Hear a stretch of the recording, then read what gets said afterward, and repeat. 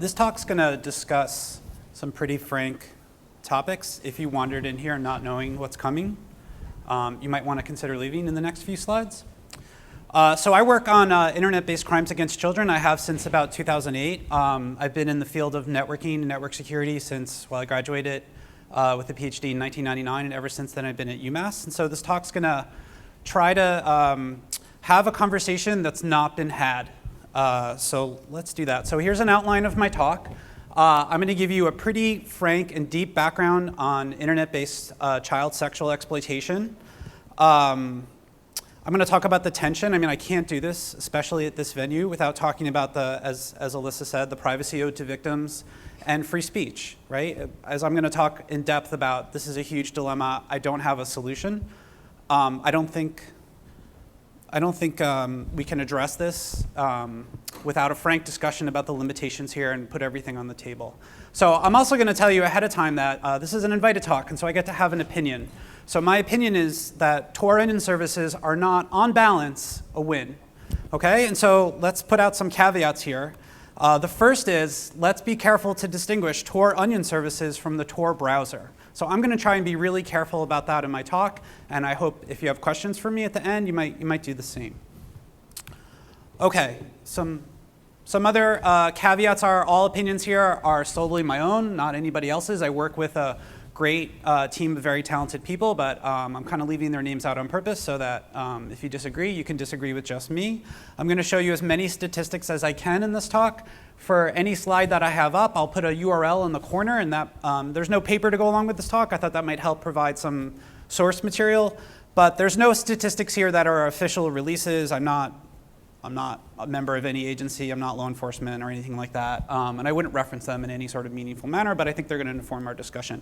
So just to repeat, the big trigger warning, right? I mean, this is going to be the most candid talk you've ever seen on this topic because it's never done, ever. And I think people, especially in this community, don't really know what's out there. It's just kind of a topic. It's a topic that's very painful and really nobody wants to talk about in general, like outside of this room, outside of this community. It's some horrible stuff. Okay. So let's begin here. Is child sexual abuse material actually illegal? Not universally, it turns out. There's a great group called the International Center for Missing and Exploited Children for well over a decade, since 2006, I guess. They've been doing great surveys of the legislation that exists among the, let's say, I think it's 196 countries around the world. Their first edition was in 2006. And at that point, they, looking around, discovered that only 5 countries had what they call strong legislation, whereas 27 of them at the time had what they're labeling sufficient. They were sort of missing an important law. And actually, 95 countries had no legislation at all, which is just really wonderful. 136 of them didn't criminalize possession, but did criminalize distribution. Okay, so there's some subtleties here, and if you're into security because of policy, this is a great area to look into. Things have really changed. I sort of made this bar chart myself, or I should say line chart, just looking through the editions of their report. Things have changed quite a bit. I mean, it's not that great. According to their metrics, 21 countries, only 21, I mean, that's better than 5, have strong legislation at this point. 38 still do not criminalize possession. 16 still have no legislation at all. But at least 118 have met this sort of minimal viability that they've put together. Okay, but certainly in the US, it's definitely illegal. And let's talk about what happens here. So I also want to be clear, I'm not talking about sexting between teens. I'm not talking about first-year college students going back and dating their high school boyfriend or girlfriend. Police, law enforcement, investigators of this crime are concerned about the youngest of children and images and videos that are created from their rape and abuse. And I mean the youngest. I'm talking infants and toddlers. Okay? So if you're a perpetrator of this crime, you will create this material, and that's where the problem begins, right? Possession is, really the start of this. And the internet has made this more distributable than ever before. We all know this, right? It's a global network. And things start to exacerbate from there. There's plenty of public forums to share this in. What's happened more recently, and I'll get into depth about this, is that perpetrators have organized themselves into pro-offending subcultures. They've found themselves online, and they're training each other in how to do this. They're training each other in how to avoid detection, training each other on how to perpetrate this crime, and then they're normalizing the behavior among themselves, right? Like if you feel like you're something that nobody else is, and then you find somebody who believes that, you've normalized the behavior and you feel good about it, okay? So technology, distributed systems that enable a pro-offending subculture to bind together are a force multiplier for this problem. Okay, so now that that's there, those things together cause another problem, and that's persistence. Images that are placed online stay there, right? Like people who do this, there's various reasons that they do this. There's deep psychology here that I'm certainly not an expert in. Some people are obsessed with collecting these images in a way that mimics almost hoarding in a way. I don't know, I'm not a sociologist, I don't even want to label it in any way. But in any case, that coupled with the very resilient, I mean, we're really good at what we do, right? We've built very resilient storage systems, distributed systems, and these images tend to stay online. Okay, and so that's going to be a problem. So also the offending, as I mentioned, or as I alluded to, the organized subculture of offenders have taught each other how to groom children. So what does that mean? I mean, you need to normalize this behavior not just to yourself as an offender, but you need to make it normal to a child. You need to show them images that makes it seem like, hey, people do this all the time, don't worry about it, it's very normal, okay? So what happens once you've been groomed? I mean, not only are you abused, and then you're gonna be back in, I don't wanna call it a cycle, but you're back to creation, creating these crimes against you are some of what gets created here. You're in for, essentially studies have shown a life of pain, right? I mean, ongoing psychosis, very difficult to recover from, and then you might end up being trafficked as a child or as an adult, and then the cycle continues. So this is kind of the ecosystem here. It's not just about, hey, you've got this picture, how horrible. You have to put yourself in the perspective of the victim here. Okay, so to really drive this home, because this is not going to be an easy talk to sit through, I want to read this statement which was submitted to a court case. So this is a public document. I didn't actually provide the URL for this because I still feel a little bit iffy about it. The URL at the bottom is to a really, really excellent article by Emily Bazelon, who's this fantastic writer in part for the New York Times Magazine. There's a URL there. But anyway, so this says, my uncle started to abuse me when I was only 4 years old. At first he showed me pornographic movies, and then he started doing things to me, right? What is this? This is grooming. Where are those images from? Online.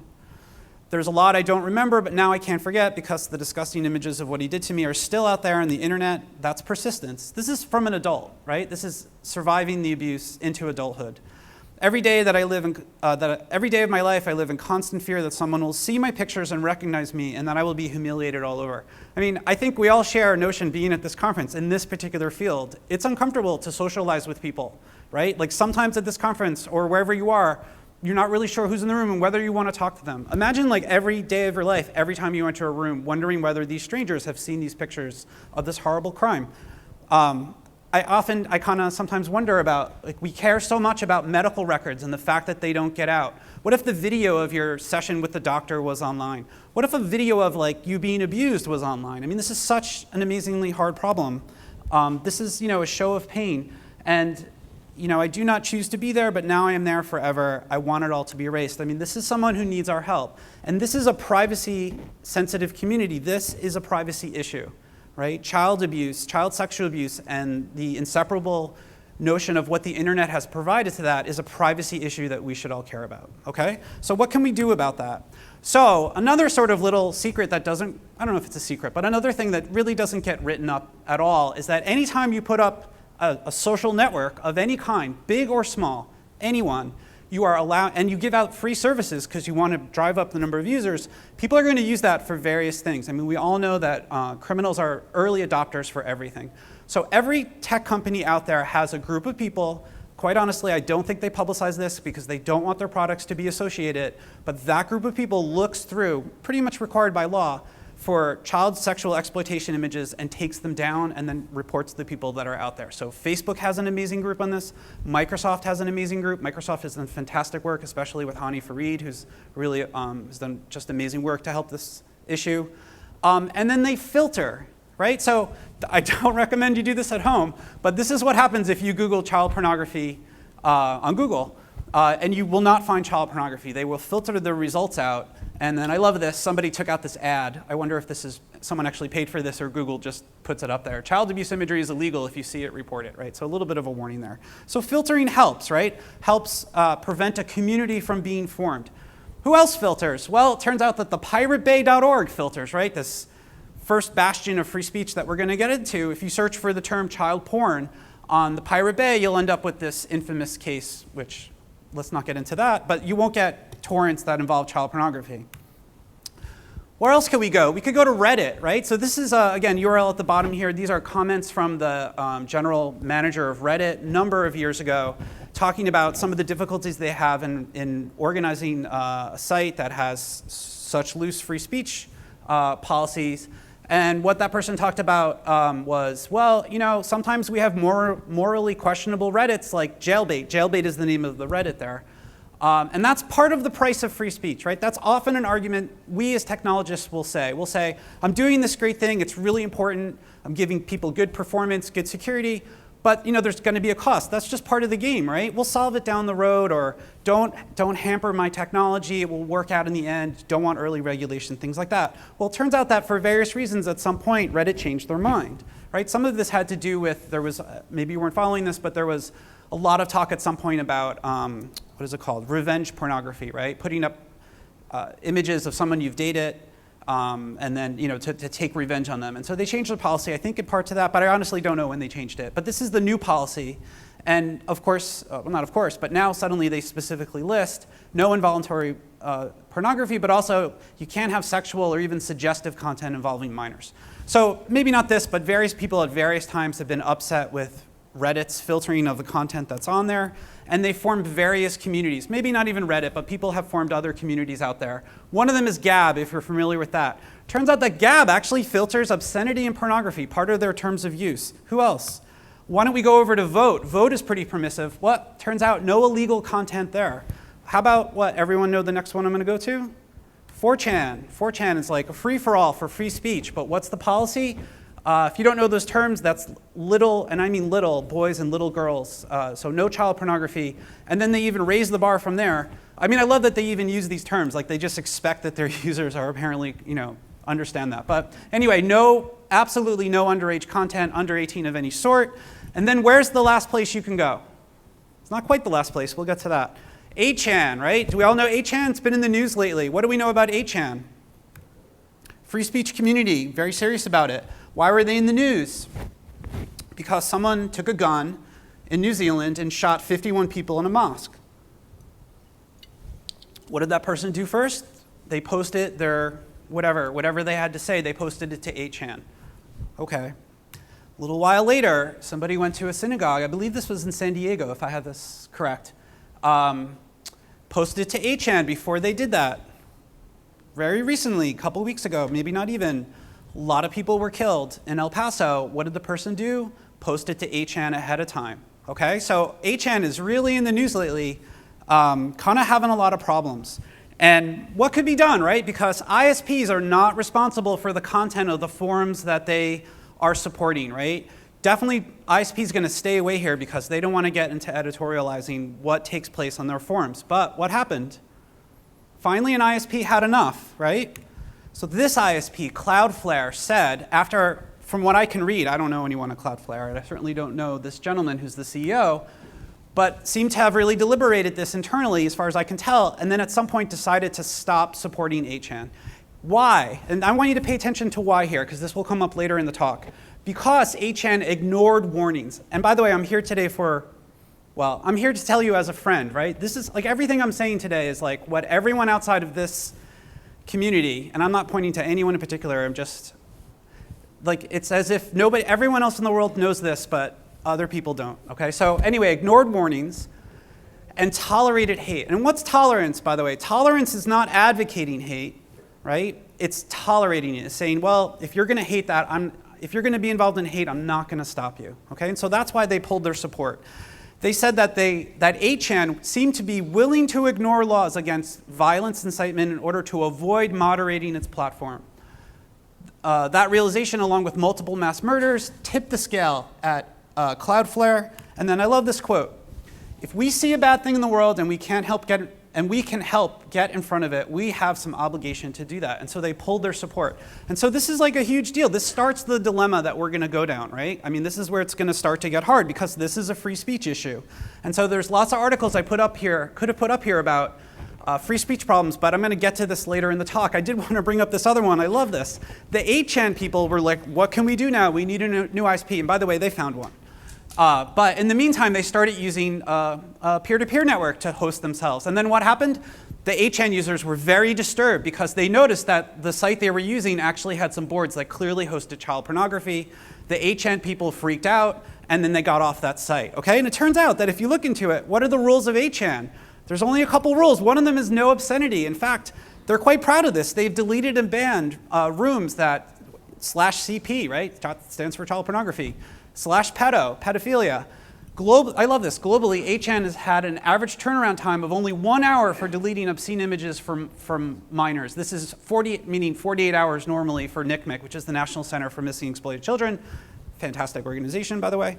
And then they even warn you, if you're thinking of posting illegal content to 8chan, please think again. We will not protect you, okay? So 8chan has its limits too. All right, so where do we go from here? How do you solve this problem? How do you address it, right? We're going to get into the other issues that come up, but you may be wondering, like, what do you do about this? Well, this is a law enforcement issue, right? Like, you have to, if you want to protect children, like, what do you do? So very coarsely, and this is a very, I'm really making things very simplified here, but there's kind of just two strategies, let's just say two classes of strategies you can go with. You can have a passive strategy as a law enforcement investigator, and that's where you wait for tips to come in. You rely on the community to report things to you. If you know of a particular child who's being abused, you can go, for example, in the US to cybertip.org. That's a government, I think maybe it's NCMEC, but it's put up at the, anyway, it's a place you should go. There's cyber tips in other countries as well if you're from another country. And this can be because you discovered your neighbor, maybe you're a teacher and you recognize something about a child, maybe it's someone in your family. And this has been wildly successful. This is the latest data I could find put out by the government. You can see the number of tips that they've received from this website and other ways. Local and state and federal agencies in the US work really hard on these cases. They're completely understaffed. We'll get to that in a minute. Underfunded. You can see this tremendous rise in 2015, which was many years ago. 90,000 cyber tips came in, specifically for child sexual abuse, okay? So what's the problem with this? It doesn't work for children who have yet to be discovered. It doesn't work for children who have been silenced by fear. That's definitely part of the grooming process. Don't talk about this, right? That's definitely one of the first things you'll hear. And it doesn't work for kids who don't yet talk or are unable to speak, okay? So what else can you do as law enforcement? How do you solve that? Well, what you do is you take on proactive investigations, okay? So I'm really going to simplify a lot of stuff here. This is, how you actually do this is a really, you really have to be careful about this. There's a lot of policies. There's a lot of US law involved here. This is forensics. This is digital forensics. There's a science to it. You got to do it right. I don't have time to get into that into this talk, but let's just say broadly, you get in a public forum. I mean, this is how you bust people in drugs if you wanted to. Go down to the park late at night, wait for people to offer you drugs, right? Get on a public forum and say, does anyone here have child sexual abuse material? You wouldn't say it that way. And then someone says, I've got it. And you say, well, can I have it? And they say, sure, why don't you download it for me? And then they'll say, by the way, here's a cryptographic identifier that ensures that you've got the right thing. I mean, there's no way to mess up here. But in any case, you download it. You can visually inspect it as a law enforcement officer. And this will, again, aligning a lot of process here, will be what goes into, among other things, a search warrant. You'll visit their house. And ideally, you'll actually rescue a child, right? I mean, there's a funny thing here. If you don't find a child, there's a viewpoint that you got there before the child was abused, before the person escalated beyond just looking at pictures to actually abusing a child. But the other viewpoint is, well, at least you rescued a child, okay? So why would you do this? As I'm sort of intimating here, possession is correlated with contact offenses. There's studies that back this up. I've done a study that looked at the time of arrest, what percentage of those arrests involved people who were contact offenders, which means they were sexually abusing children. They had physical contact with the child and not just images. And it's something, let's say 15%. I'll come back to this for one slide later. Now, Michael Bork and his collaborators have done much better work than I have, really fantastic work. They looked at offenders many years after arrest, which is fascinating because many years after arrest, there's time for people to come forward who might have been hesitant at first, right? The child will finally come forward, right? Other things will be unearthed. The person will come to terms with counseling in prison about what they may have done in some cases. So Bork's studies have found that, these are the rate. So I said, at the time of arrest, 15%. His studies find that, depending on the study, it's north of 50%. At times, I believe it's 87% of the people he investigated. These are among people who have been arrested, okay?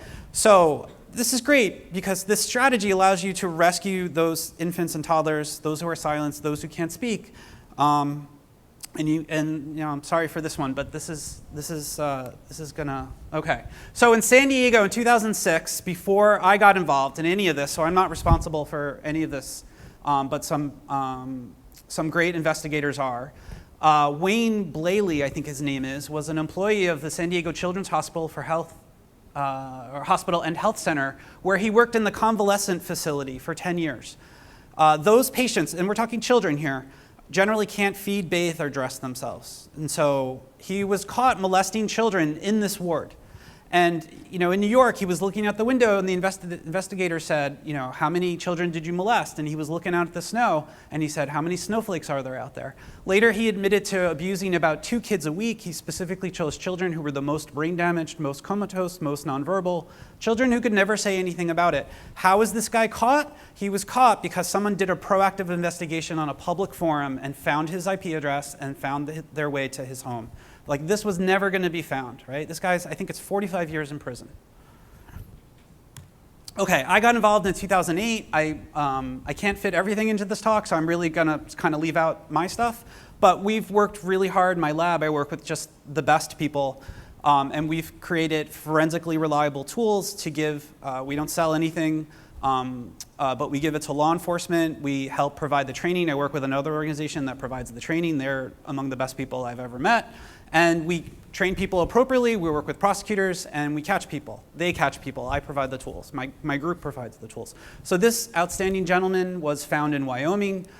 He was sentenced for possession of, at the time, the largest collection of child pornography, 47 terabytes.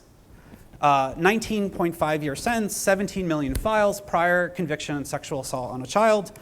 He was topped more recently by this gentleman, and this has not gone to trial yet, but in any case, when he was arrested, he had 58 terabytes related to child pornography. That's a lot of images, okay? Which also gives you a sense of the scale of what's going on here. It's not like 1 or 2 kids or something. This guy is from Jersey County, Illinois. He's only been charged, hasn't gone to trial yet. He was recording himself in sex acts with a 7-year-old boy, okay? Spent decades, more than a decade anyway, doing this in online forums. Okay, so you might be thinking, well, Brian's just giving anecdotal examples.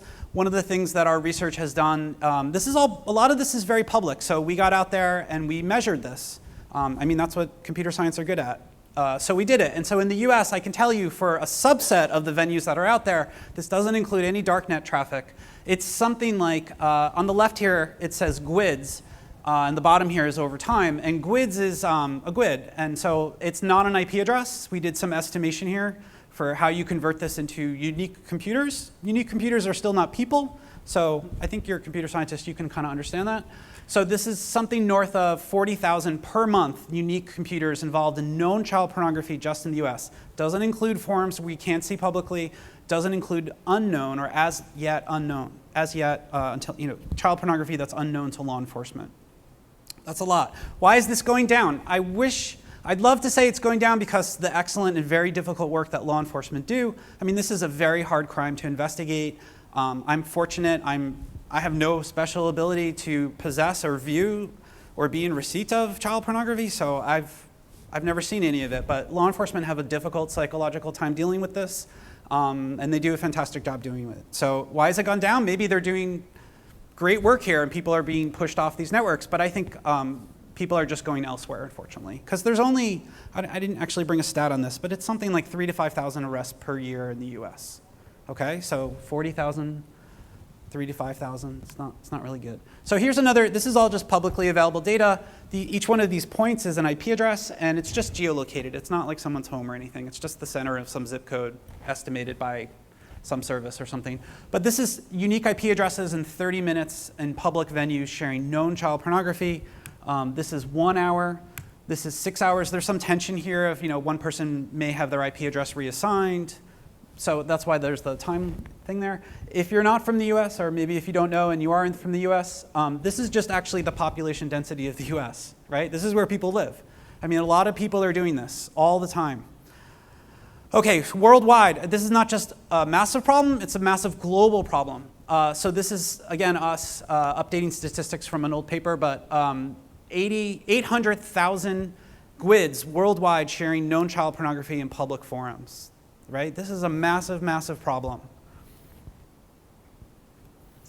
Okay, so what do you do? I mean, you get online, you're a cop, and there's just 800,000 people. I mean, most of them are not in your jurisdiction, but what do you do next? You need some method of triage. You need to decide who's the most dangerous person that I'd like to spend my time investigating, to make a case for, to go in front of a judge, to have a search warrant, to have proper legal process, and so on. So one of the things we did, for example, is we looked at the least severe child pornography. I love how I don't even have terms for this. I'm not comparing adult pornography to child pornography. I also, by the way, it's not even pornography, right? It's really child sexual abuse material. But anyway, we compared arrests. We did this very carefully with this wonderful sociologist named Janice Wallach, who's incredible. And what we looked at is, like, for arrests, if you were arrested and online, what you shared was the least severe child sex abuse material, which involves just nudity, masturbation, or adolescent sex of minors, again, very young children. Then 15% of the time, those people were either at the time found to be contact offenders or in their past.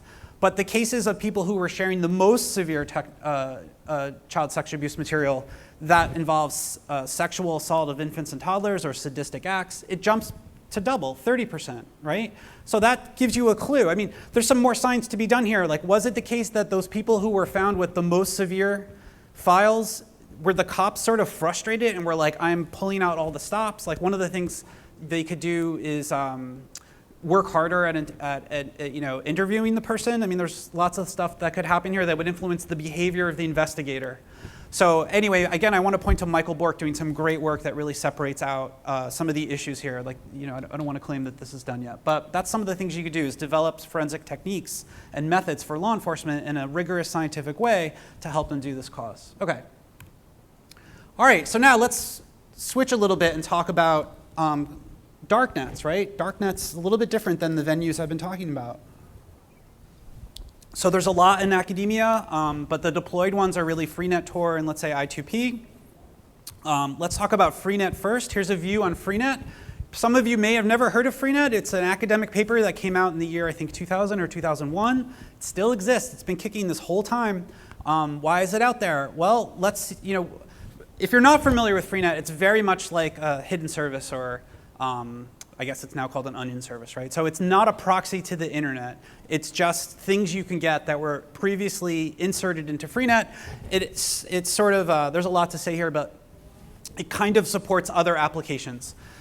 So one of the things it supports is a newsgroup-like application. You can see the wonderful newsgroups on there on the left, including, where is it? Toddler CP there near the bottom. Tor, child porn is a category there.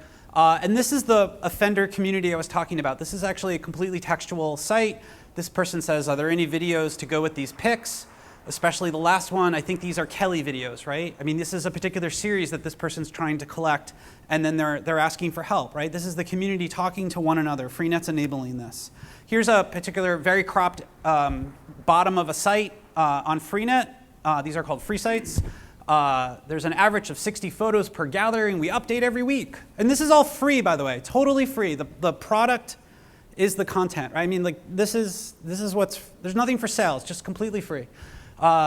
Definitely not your average studio stuff. Enjoy the extreme beauty and talent of this 10-year-old star, right? And so then there's some links there and so on you can click on. Okay. So what do? We stepped in and we harvested, publicly posted manifests, which are really kind of, I don't know, some cross between a .onion and a torrent file, or just a torrent file, I guess you'd say. And we gathered these from forums that were dedicated to child sexual exploitation. Law enforcement confirmed to us that the manifests, which had overlapping, I mean, you know, a torrent is sort of a collection of files. So there was overlap in the content among these manifests by, you know, to give the torrent as the analogy. 31,000 known images of child pornography, images and video. 9,000 of the 31,000 were of infants and toddlers. Freenet, because it's different than Tor, actually enables you to, without breaking its anonymity, know what people are requesting. Like, it doesn't try to protect that. It's just trying to protect who requested it, not what they're requesting. So we looked, and it's 35% of the Freenet traffic was for just these manifests with the known images of child pornography, never mind what we didn't know about. That's a lot. Okay, so what did we do? Well, law enforcement observed this trading on Freenet. We carefully developed and deployed a forensically sound method. We did this well within case law, Fourth Amendment law. There's a lot to know here. We did it with a quantifiable error rate, which, by the way, is near zero. We worked with law enforcement to train them, develop training programs. We published our approach in a peer-reviewed venue. I apologize, it's not on this slide. It was on the previous one. And then there were some arrests made, and then I went to court and defended it. It was upheld twice. 2 independent judges, 2 separate courts, 2 separate circuits, federal. This was one of the cases that I was involved in. This guy traveled the world in order to teach Java. And he went all over the world. One of the places he went was the Philippines, where he had sex with a number of young girls. A couple of them were 12 years old. He took pictures of it on his camera. I brought it back to the United States. The camera and the pictures were found in his home. He is in jail for 25 years. Okay, so what's Freenet's stance on this? Well, as I said before, they're an ISP. They clearly can't do anything. How people, this is from their website. The question is, I don't want my node to be used to harbor child pornography, offensive content, or terrorism. What can I do? Well, how people choose to use the tool is their sole responsibility. As a communication medium, Freenet cannot be considered responsible for what people use it for, just like ISPs, telecoms, or postal services cannot be held responsible for their users either. Okay, and so I want to say at this point, like, I get it. I totally get it, right? I live in this world too. Facebook, everyone, Google, every major tech company, especially the large ones, are under pressure because they're doing bad things to our privacy. The New York Times has a wonderful privacy project where they talk about, for example, you know, if you're someone who can be discriminated against for a variety of reasons, maybe you're part of the LGBTQ community, you need certain protections. They read privacy policies. They were example. I completely agree. It just so happens that part of the problem is we have no federal privacy law of any meaningful design, right? Like, I mean, that would really solve a lot here. I think it's also ironic, by the way, that the New York Times, in putting up, you know, their website, I went to builtwith.com. These are the 66 separate organizations that the New York Times wants to let know that you're on there reading, you know, the New York Times and so on. I mean, this is like a complete disaster, right? So we need this protection. There's lots of other things that go on. And, you know, this is a well-funded community. Mozilla, NSF, DARPA, Department of State. We all know Tor originated with the Naval Lab, right? I mean, you know, so this is a well-funded community. But, you know, at the same time, and let's start to get into the dilemma here, and I don't have a fix, let's look at the ACM Code of Ethics. As members of the ACM, as professionals, we're obligated to undo or mitigate the negative consequences as much as possible. One way to avoid unintentional harm is to carefully consider potential impacts of all those affected and decisions made during design and implementation. IEEE similarly has similar ethics, disclosure, all sorts of things, okay? Now let's look at what other communities have had when they've faced dilemmas like this. This is a slide from the machine learning community who are just, you know, outraged that Staples, the company, they, on their website, priced things differently. Someone was charged $15.79 for a stapler, but just a few miles away it was $14.29. I mean, I'm making light of this a little bit. The deeper issue here, of course, is it's a very interesting topic of machine learning, how it can actually learn unintentionally the bias that's historically happened. There's a really great article about how, well, let's not get into tangents, and I'm not planning to, okay? And so they're outraged by these staples and obviously much more deeper things involving discrimination and so on. And what did the ML community do? They got together and said, you know what, it's really important that fairness, accountability, and transparency be involved in machine learning. Let's get together and solve this problem. Bitcoin is another disaster. I work in this field. Full disclosure, you know, we've all seen reports Bitcoin uses more energy than Ireland, I think than Denmark, in fact. Takes more energy than mining gold. Lots of opinions about how it's a huge waste of energy. Just so happens, though, it's a lot easier to solve things in Bitcoin. You can just switch to proof of stake, right? It's just, proof of stake is, I don't think this is fair to say, but let's just say it's applying known concepts from distributed computing to get rid of the whole proof of work concept and save a lot of energy. It's an easier road here, right? Like, if you're in ML or you're in Bitcoin, the trolley problem is a lot easier. You see bad things are coming, and you just got to switch tracks, right? It takes a lot of effort. A lot of problems come from that. But it's an easier problem to solve. It may be harder to make those solutions. We have a much more difficult problem in what I'm here to talk to you about today, right? Like, darknets are wrestling with a lot of issues. It's a zero-sum game. You're going to hurt one community or the other because there's a lot of people that need this protection. And I would submit to you that, like, I don't really have a correct answer, but we can start to analyze the case here. So some of the analysis I think we should do is, my personal belief is that if some technologies, those technologies should not be pursued if the societal costs outweigh the benefits. And we can ask, in pursuit of greater privacy, are we sufficiently considering the cost to society? And are we overestimating the benefits of these technologies and not considering alternatives? In answering these questions, we can really start to answer that. This is the video that I put up at the top. I don't have time to play the whole thing, but I encourage you to Google Phoenix 11. This is a group of victims who have found themselves and made a video and are trying to advocate for themselves to get out from under this. Right? And so there's a real cost here that we have to consider. Now, let's go into question 2 here. What are the benefits? Well, so just in case you don't know and you're randomly at USENIX, you know, what's the point of this? What's the point of onion services, for example? Well, so normally Bob would go to the New York Times, and in doing so, he would reveal his IP address, and that's how most of the world operates. But some people would rather have some privacy here, right? And so they're gonna, or at least anonymity, and the way they're gonna do that is they're gonna use the Tor browser, which again is a separate item. And by using the Tor browser, and I'm really, if you know how Tor works, these little 2 blue gears that I made and some colored lines really don't do it justice. But the idea is that you're going through a very, multi-proxy system out to the New York Times site, and they don't know your IP address. Now, that's very distinct from the onion services product, and the goal of that is to not reveal the IP address of the website itself. And from within Tor, you can contact the website, and everyone's anonymous, and that's great. Okay, so when do you need to set up your own server using onion services? The answer might be that you're a newspaper or you're Facebook and you would like people to be able to contact you. No, that's not true, right? Like, you can put New York Times and Facebook out there on the web and have people use Tor browser to contact you. It's not necessary. There's performance reasons you might want to be an onion site or a hidden service, but it's not necessary. And so Secure Drop is not, to me, a good example of why onion services are helpful, because you could provide it without them.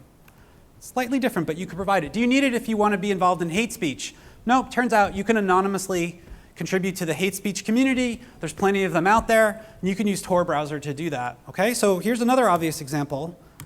What if you're involved in things that are illegal? Perhaps you're involved in illegal drugs, or maybe you've stolen some of the credit cards of people who've paid their way to get into this conference. Maybe you've stolen their PayPal accounts, or you've hacked into their systems. Maybe you're selling malware to invade their privacy. Maybe you're involved in human trafficking, including child sexual exploitation. Well, that's a good reason to hide your IP address, okay? And so don't take my word for it. There's several studies for this. Here's a great one. There's a reference there to the DOI in the bottom. Some of the things that are said in this scientific article, the most common uses for websites, Tor hidden services, on Tor hidden services are criminal, money laundering, yeah, I was going to say it, surely Bitcoin-based. There you go, Bitcoin-based money laundering, stolen accounts, variety of drugs, illegal, and so on. Websites dedicated to providing videos purporting to depict, because they weren't allowed to go, but I can tell you this is true, purporting to depict rape, bestiality, and pedophilia were abundant, including other problems. Okay, so they say legitimate sites almost always choose to identify their operations, legitimate hidden service sites, while illicit hidden services almost always choose not to do so. And they have this interesting conclusion here. Even, I'll say this again later, even if you don't agree with anything I'm talking about, this is what you have to think about. To save Tor, and certainly to save Tor's reputation, it may be necessary to kill hidden services, not Tor browser, to kill hidden services at least in their present form, okay? This is an Achilles heel of the Tor project, which I'm not a part of, so it's just my opinion. Here's a separate article which got a lot of press, you may have seen it. let's see, take out the automated malware traffic, and 83% of the visits to Tor hidden service websites are child abuse, child sexual abuse material. He says, before we did the study, it was certainly my view that darknet was a good thing. Okay, and so the Tor project responded in a couple different places, saying that, well, wait a minute, this is totally, don't be careful not to misquote this, over 80%, but only 2% of the total traffic is part of Tor's anonymizing network, which to me is like, really? So more than 98%, or let's say 98% of the total traffic is for Tor browser, but you want to support this other thing that is unsupportable? So, but then, there's other uses for this, and we have to consider the balance here. Well, let's come back to that. So actually, what if you're this guy, okay? So here's a real thing. I mean, that's like a scientific article, but allow me to make this more real. So maybe you heard of the Playpen site. The Playpen site had 150,000 registered and active users that logged into it to trade and form an offender community based on child sexual exploitation. Are you part of a community that has 150,000 users in it? That's a big community. That's a very large offending community that's teaching themselves how to do things. I'm not even sure there's that many people in computer science in America. Like, that's just tremendous, okay? And so this was a multiplying factor. This guy is, where is it? 30 years in prison. Outstanding individual. This is what happened to Playpen. 25 US producers of child pornography were prosecuted. 51 of hands-on offenders, contact offenders is what I called them earlier. 55 children were successfully identified and rescued, right? Like, because of this operation, 55 children stopped having at least that part of the abuse end, right? But are in for sort of, unfortunately, a life of pain. 296 children internationally rescued due to this effort. 296 children. There aren't 296 children in this, people in this room right now. 350 US arrests, 548 international arrests. Of course, it's not just about this crime, right? There's lots of things you can do here. There's Silk Road. There's all sorts of dark markets that are selling malware and stolen credit cards to invade your privacy. Alphabet is the latest one. This was taken down fairly recently. Just an enormous, 200,000 users. Lots of Bitcoin, other cryptocurrency stuff, fentanyl, all sorts of problems. Okay, so what do here's one of my suggestions. If you're a reviewer for a paper or a grant, demand a justification. If you look at the call for papers for POPETs, it tells you the papers you're analyzing, or this is the authors, so the papers you're submitting should follow the basic principles of ethical research, maximize benefits to an individual or society while minimizing harm. I'm definitely not here to point names, but I want to tell you, I sat down and looked through papers in not just this conference, but many conferences, the top tier places in this community, and I really find it hard to find papers that justify their work on darknets with anything other than this helps dissidents and journalists. Like, how about a couple sentences that acknowledge that there's some harms to children and there's crime and darknets on this type of network? Just admit it. Give a balanced view. I'm not saying the research should be done, but don't put your head in the sand. And if you're a reviewer, you need to demand that. Okay, so where are we? Sorry, I'm getting upset. So, market selling, malware, people invading your privacy, not to mention victims of child abuse. Here's one of the main points I want to make. All of this is outside the public view. It's outside the ability of our community to engage in filtering. Like, think about what I said about 8chan, right? Maybe you believe in whatever they're saying on that site, right? But at least someone got to say, I don't believe in it. Cloudflare got to say, we don't want to support that anymore, right? That's not happening here. So also, it's allowing this immersive subculture. And the thing about this is, another point I want to make is, it's not even that great, right? Like, people are getting arrested for this. It's not impenetrable. It's not such a great tool. And I want to say, 5 minutes? Okay. So I've looked through the Tor website, the Tor project website. I find these limitations to be absent from the website. It's not available to the users. Okay, and so you might say, wait a minute, there's a whole bunch of good uses here. So if you're going to ask me that, I want you to distinguish very carefully what can be done with normal hosting to protect people, what can be accomplished by a VPN, and what can be accomplished with Tor browser, and leave for me something that can only be done with Onion services. Because if you're using Onion services to do it, you're creating the trolley problem, right? You got it. The way you solve the trolley problem is to not be on that track, right? Solve it another way. Think outside the box. Do something different. And who are people safe from, right? So let's agree upon how do you judge something as security? Is one of the first things I tell students in my classes. What's your definition of security? Well, something's secure, this is just one definition, but something's secure if it costs the attacker more money to obtain than what they're attacking is worth, or the attacker doesn't have those resources. So who are they trying to protect? Journalists. Journalists are the target, and some national security organization of some government is the adversary. What resources do governments have to protect their existence? All of their resources, all of their resources. What country cannot defeat Tor? What small business cannot defeat Tor? Like, why is it that you think they won't just block the website, block Tor, or arrest you? Like, what tactics won't they take to protect their existence from something they view as an existential threat? I don't think it's sufficient. And here's like the webpage, like go ahead. It ensures your privacy and safety. Don't worry about it. I mean, there's no notion of a limitation here. I really don't think even some people at this conference could really tell you about the limitations of Tor very well. I don't think a journalist could do it either. I don't think this is fair to the user base to do this. And what's obvious here is it's not that they're negligent in any way whatsoever. There's many academic papers per year that describe attacks against the Tor project. Very responsibly, they fix those flaws. I mean, why wouldn't they? They're very good people. But, of course, other flaws are left in place because they have a problem that they need to balance performance, right? And until they're willing to give up performance completely, then they can't solve this problem. So what are we left with? If you're a person who wants to use Tor to go up against criminal law enforcement, I mean, it's not that good protection. Admittedly, it takes some effort, but it's clearly not impossible. Like, there's public takedowns. And if you want to be a journalist or a dissident and go against national security, you're being given a water pistol to enter into a war with people who have bullets. Like, I just don't think that's safe. Okay, so there's lots of ways.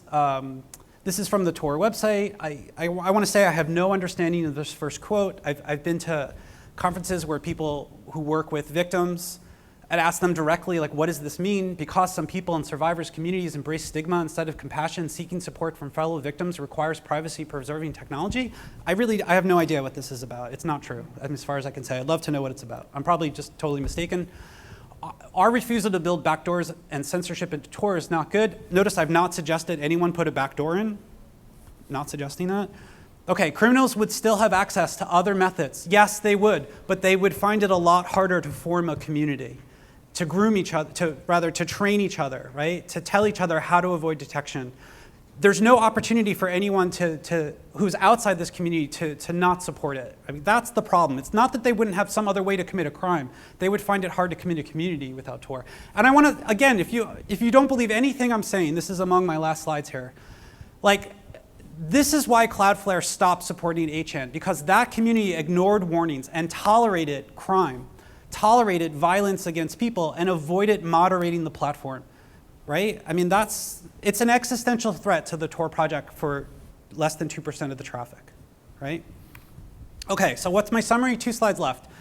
Remember long ago, we were in another part of the talk, we were talking about crimes against children. So internet crimes against children is a massive global problem.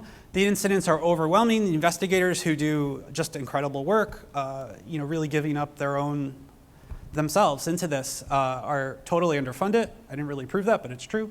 Offenders are based in organized communities. Victims are just as young as you can possibly imagine. Law enforcement are doing a really hard job. But if you want to get into this, you can do some great, reliable, forensically sound methods to give to law enforcement to help them rescue a child. And we need to make this part of the conversation of this community. I don't know why I'm one of the only people who talk about this. And some technology makes it hard for society to make informed decisions on behalf of the children being abused. Okay, so what do I want? This is the last slide. Here are my suggestions. And really, I'm nobody, right? But you can just take this for discussion. So first, I want to make sure you understand, I want there to be research that is there to protect the most vulnerable people in our society. That's not just children to me. That's dissidents, journalists, people who are discriminated for any number of reasons, their ethnicity, religion, sexuality, you name it, gender, whatever it is. I fully believe that. That's, was it Gandhi who said, we measure our society by its ability to protect its weakest. I personally feel the Tor project must clearly quantify, in dollars perhaps, on its website, the minimal resources required by an adversary to defeat the software ahead of download. And I think that, you can admit, how about some transparency that, or just education, let's call it, that it can't hide that you're using it.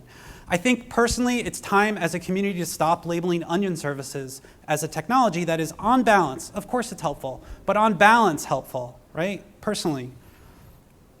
If you design a system that, I get it, right? Like I go home, it's a joy to me to design new cute things in distributed systems, but if you can design a system without onion services, like for example, Secure Drop, if you could do that without onion services, then you're obligated to do so because you're obligated to avoid the trolley problem. I want to also say that if you're encouraging people to use onion services needlessly, you're not hurting, I guess, but you're not helping. Like the scale of people that use onion services doesn't mitigate the harm to victims. That has nothing to do with it. If you're a reviewer, I think you need to start asking authors of darknet research if are they presenting some argument about why on balance it's a beneficial solution, or at least to declare the harms that are involved. And personally, I feel that the sites that run onion services, because they cause right now on a daily basis enormous and continual harm to victims of sexual abuse, and all of you, right? Because you're the victims of other privacy crimes from these marketplaces and so on. I think it's an existential threat to the project. I mean, you're one op-ed away from losing all your funding. It's time to move on, okay? Find some other project, halt onion services, and find a different solution for supporting free speech. There's lots of other solutions out there. This is, a project from 2004 that I believe on balance is really not helping. Okay, so that's the end of my rant. And I don't know how much time there is, but I'd be happy to take some questions.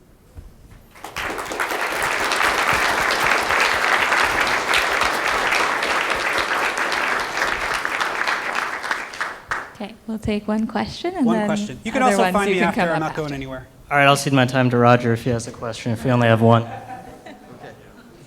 Yeah, so this is a bunch of interesting stuff to talk about. I'd love to chat more about it. Three thoughts in the 30 seconds that we've got. The first thought is these people that you're talking about are terrible people, and I wish they would stop doing the things they're doing. So I think we totally have common ground on that one. Absolutely. The second thought is a lot of the ways that Tor fails to protect people are not at the level of Tor, but they're at the OPSEC level or a bunch of other, there's so many layers that you have to get right if you want to be safe in the world on the internet, and Tor is only one of them. So I don't want to say that Tor is perfect, it's totally not, but in each of these scenarios that you're talking about, and in a lot of other scenarios for actual activists and journalists and so on, the thing that goes wrong is at a different layer than Tor. And then the third thing to talk about, so we made a mistake early on in letting people frame onion services as, I want to set up a website and I want to put content on it that the man's going to hate. So I've been thinking a lot more about this as a transport layer, a metadata secure transport layer. So you've got HTTP, you've got HTTPS, but it has the certificate authority problems and so on. And you've got onion services as a metadata resistant transport mechanism. So for example, there are people using onion services as instant messaging where there's no middle. In the iChat or XMPP or Jabber or Signal or all of those, they all have a center where they know who you are, they know where you are, they know when you're talking, they know who your friends are. And that is a really dangerous model that everybody's using. And a metadata resistant communications platform which requires people to not need to know where the people they're talking to are, is something that I think is really important for the world, but we're not there yet. So I totally accept your, man, these people are talking about just, stop regulating me, just let me finish my technology side. I think there's a lot of stuff to talk about here, and I'll stop talking now and let somebody else go, or maybe we'll all go up to you afterwards and talk. Okay. Yes. All right. Well, thanks for attending. I appreciate your you being here.